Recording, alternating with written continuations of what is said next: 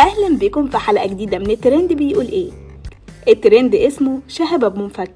والله ما بنهزرش. الواد الشبح اللي قرر يصطدم ببي ام دبليو في الطريق. شاب بسيط سايق توك توك، بس مش بسيط قوي لانه بيشيل مفك، مش مفك عقل، مفك حديد. خبط عربية وصاحب العربية قرر يصور الواقعة، بس شهاب رد عليه بجملة دخلت التاريخ. قال له صور يا باشا، انا اسمي شهاب وده المفك اهو، انا من الجمعية.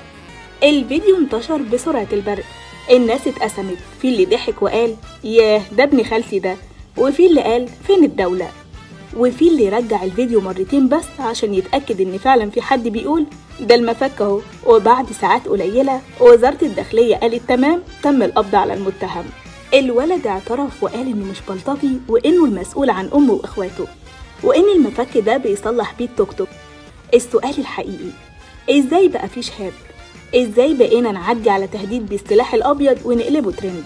ازاي السوشيال ميديا بقت اسرع من البلاغ الرسمي؟ وازاي المجتمع ساعات بيضحك عشان مفيش حاجة تانية يعملها؟ شهاب مشروع بلطجي بس عنده وعي بالعلامة التجارية، قال اسمه، قال عنوانه، وقال المفك معاه. دي كانت حلقة من الترند بيقول ايه عن شهاب ابو مفك من الجمعية. كانت معاكم حبيبة جمال والكرياتيف بروديوسر محمد جلال. وما تنسوش تعملوا لايك وشير، واستنونا في حلقة جديدة.